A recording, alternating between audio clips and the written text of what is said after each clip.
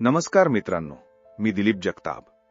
आज मी तुम्हाला माझ्या आयुष्यातील एक भयानक अनुभव सांगणार आहे, जो ऐकून तुमच्या अंगावर काटा येईल. ही गोष्ट आहे 30 वर्षांपूर्वीची, जेव्हा मी, अरुण, अशोक आणि प्रमोद आमच्या तरुणपणीच्या धाडसी मैत्रीत रमलेलो होतो. आम्ही चौघेही लहानपणीचे मित्र. आम्हाला साहस, फिरणे आणि मजा करणे याची इतकी आवड होती की आमच्या गावात आमची मैत्री प्रसिद्ध होती. किल्ल्यांवर जाणे, जंगलात कॅम्पिंग करणे आणि उंच डोंगरांवर ट्रेकिंग करणे हे आमचे आवडते छंद. प्रत्येक संध्याकाळी गावच्या चौकात जमून आम्ही नवीन साहसाच्या योजना आखायचो. त्या काळात आम्ही तरुण होतो आणि आयुष्याचा प्रत्येक क्षण आम्हाला पूर्णपणे जगायचा होता. त्या संध्याकाळीही असंच काहीसं घडलं. गावच्या चौकात आमच्या गप्पा रंगल्या होत्या. अरुणने नेहमीप्रमाणे उत्साहाने विचारलं, ह्यावेळी कुठे जायचं? काहीतरी भन्नाट ठिकाण हवं, जिथे खूप ऍडव्हेंचर मिळेल. आम्ही सगळे ठिकाणं सुचवू लागलो.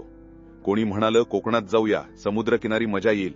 कोणी म्हणालं सह्याद्री ट्रेकिंग करूया. पण कुणालाच काही ठोस ठिकाण सुचत नव्हतं. बोलता बोलता अशोकने सहज म्हणून टाकलं, बेताळवाडी. बेताळवाडी जायचं का? त्याचं नाव ऐकतच आम्ही सगळे एकमेकांकडे पाहू लागलो. बेताळवाडी हे नाव आमच्या गावात भयानक कथांसाठी प्रसिद्ध होतं. आमच्या गावापासून सुमारे 500 किलोमीटर अंतरावर एका उंच डोंगरावर वसलेलं हे गाव भूतांचं गाव म्हणून ओळखलं जायचं. बेताळवाडी? अरुणने घाबरट आवाजात विचारलं. तिथे तर भूतं राहतात म्हणे. तिथल्या जंगलात रात्री भयानक आवाज येतात आणि लोकांना विचित्र गोष्टी दिसतात. प्रमोदनेही होकारतेत म्हटलं, हो, माझे मामा सांगत होते, तिथे रात्री कोणी गेलं तर परत येत नाही. मी आणि अशोक हसलो. अरे भूत भीत काही नसतं, सगळ्या अंधश्रद्धा आहेत. अशोकने आत्मविश्वासानं सांगितलं, आपण धाडसी आहोत, मग काय घाबरायचं?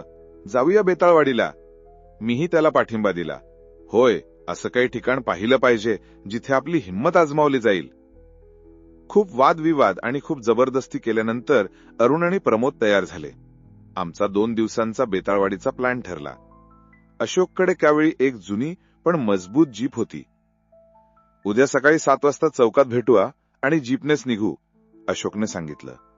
घरी पोहोचताच आम्ही सगळ्यांनी पॅकिंगला सुरुवात केली. 2 दिवसांसाठी लागणारं सगळं सामान, कपडे, खाण्याचं सामान, पाण्याच्या बाटल्या, टॉर्च आणि इतर आवश्यक गोष्टी आम्ही काळजीपूर्वक पॅक केल्या. रात्री झोपताना माझ्या मनात थोडी भीती होती, पण उत्साह त्या भीतीपेक्षा जास्त होता. काय होते तिथे? आपण सगळे मिळून जाणार आहोत, काही होणार नाही, मी स्वतःला समजावलं. दुसऱ्या दिवशी सकाळी 7 वाजता आम्ही चौकात जमलो. अशोक आधी जीप घेऊन तिथे हजर होता. त्याच्या चेहऱ्यावर उत्साह होता, पण अरुण आणि प्रमोदच्या चेहऱ्यावर थोडी भीती स्पष्ट दिसत होती. काय रे, घाबरताय का? मी त्यांना चिडवत विचारलं. नाही रे, पण त्या गावाबद्दलच्या कथा. अरुण बोलता बोलता थांबला. कथा म्हणजे कथा, आपण सत्य काय ते पाहू, अशोकने जीपचा दरवाजा उघडत म्हटलं. आम्ही सगळ्यांनी आपल्या बॅगा जीपच्या मध्ये ठेवल्या आणि प्रवासाला सुरुवात झाली. प्रवास खूप मजेत चालला होता. आम्ही आळीपाळीने जीप चालवत होतो. रस्त्यावर गाणी लावली, गप्पा मारल्या आणि मध्येच थट्टा मस्करी करत होतो. पहा, बेताळवाडीला गेल्यावर आपण तिथल्या भूतांना भेटायचं आणि त्यांना सांगायचं की आम्ही संतोष आणि गँग आलोय, मी हसत हसत म्हणालो. सगळे हसले, पण अरुणच्या हसण्यात थोडी भीती दडलेली होती. सूर्य डोक्यावर आला तसा आम्ही बेताळवाडीच्या जवळ येत होतो. सुमारे 450 किलोमीटरचा प्रवास पूर्ण झाल्यावर आम्ही एका छोट्या गावात थांबलो, जिथे आम्ही चहा पिण्यासाठी आणि काही खाण्याचं सामान खरेदी करण्यासाठी उतरलो. त्या गावातल्या दुकानात आम्ही चहा मागवला आणि बेताळवाडीबद्दल बोलायला सुरुवात केली. तिथे खरंच भूत असतील का? प्रमोदने विचारलं. अरे भूत नसतात, पण त्या गावात काहीतरी गूढ आहे हे नक्की, अशोक म्हणाला. आमच्या गप्पा ऐकून दुकानदाराने आमच्याकडे पाहिलं आणि दबक्या आवाजात म्हणाला, साहेब, तुम्ही कुठून आलात आणि बेताळवाडीबद्दल काय बोलताय? तिथे जाऊ नका, ते गाव शापित आहे. त्याचा आवाज ऐकून आम्हा सगळ्यांना धक्का बसला.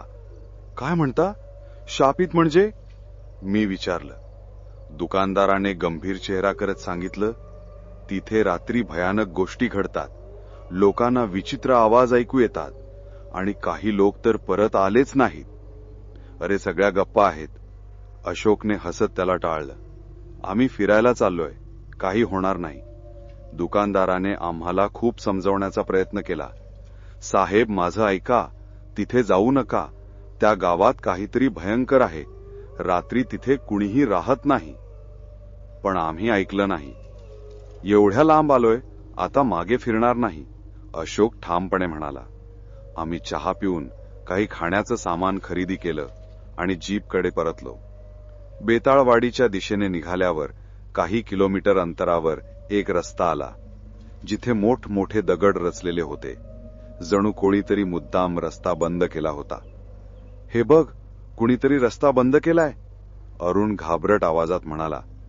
काही नाही, आपण दगड हटवू, अशोकने जीप थांबवत सांगितलं.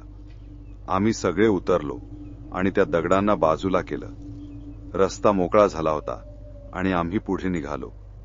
रस्त्याच्या दोन्ही बाजूंना हिरवीगार झाडी होती आणि निसर्गरम्य वातावरण पाहून आम्हाला बरं वाटलं. पण रस्त्याची अवस्था खूपच खराब होती. खड्ड्यांनी भरलेला तो रस्ता जणू कित्येक वर्षांपासून न बनवलेला होता. संध्याकाळचे 7 वाजले असतील आणि अंधार पडायला लागला होता.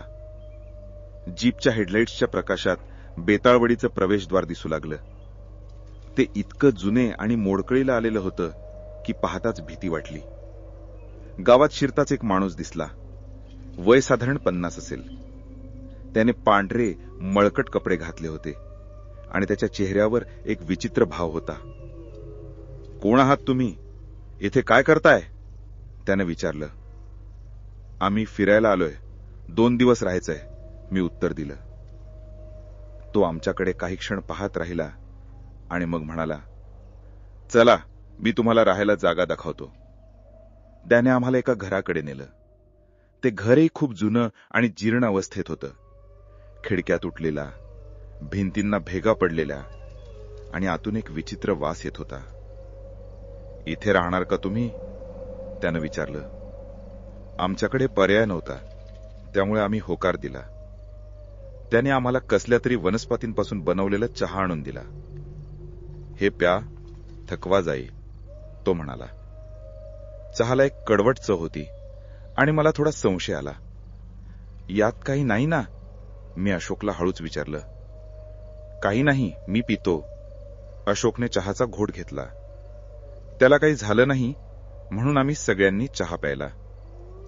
बोलता बोलता मी त्याला सहज विचारलं, काका, तुम्ही या गावात केव्हापासून राहताय? तो हसत हसत म्हणाला, 150 वर्षापासून. मीही हसत म्हणालो, काय काका, तुम्ही पण मस्करी करताय आमची. तो फक्त थोडे हसला आणि काहीच बोलला नाही. काही वेळाने तो माणूस तिथून निघून गेला आणि अरुणने त्याला पलीकडच्या एका घरात जाताना पाहिलं. आम्ही घरात सामान ठेवलं आणि आसपास पाहिलं. घरात नळाला पाणी येत होतं आणि विजेचीही सोय होती, जे इतक्या दूरच्या गावात आश्चर्यकारक होतं. हे बघ, इतक्या जुन्या गावात पाणी आणि वीज आहे, प्रमोदने आश्चर्याने सांगितलं. काहीतरी गडबड आहे, अरुणने शंका व्यक्त केली. रात्री आम्ही जेवण करून झोपायला तयार झालो, पण रात्री 12 वाजण्याच्या सुमारास अचानक कुत्र्यांचे भुंकणे सुरू झाले. मी उठलो आणि दरवाजा उघडून बाहेर पाहिलं, पण बाहेर कुणीच नव्हतं, ना कुत्रे ना माणसं. मी परत आत आलो आणि पुन्हा भुंकण्याचा आवाज आला. मी पुन्हा दरवाजा उघडला, पण कुणीच नव्हतं. मी घरात आलो, पण पुन्हा तोच कुत्र्यांचा भुंकण्याचा आवाज. काय आहे हे? मी घाबरत म्हणालो. यावेळेस अशोकने दरवाजा उघडला आणि त्याला काही कुत्रे दिसले, जे भुंकत होते. पण जेव्हा आम्ही टॉर्च मारली तेव्हा तिथे कुणीच नव्हतं. रात्रभर विचित्र आवाज येत राहिले, कधी प्राण्यांचे किंचाळणे तर कधी हवेतून येणारा आवाज. आम्ही सगळे घाबरलो होतो, पण एकमेकांना धीर देत होतो. काही नाही, सकाळी सगळं ठीक होईल, अशोक म्हणाला. पण त्याचा आवाजही थरथरत होता. दिवसभर थकलेलो असल्याने आम्ही कधी झोपलो समजलेच नाही. सकाळी उठल्यावर आम्ही गावाची सैर करायला निघालो. गावातली प्रत्येक घरं एक समान आणि जीर्ण होती, जणू सगळी एकाच साच्यात बनवलेली एक समांतर घरे. एखाद्या माणसाने सर्व घरांची समान बांधणी केलेली असावीत इतकी हुबेहूब घरे होती. आम्हाला तर विश्वासच बसला नाही.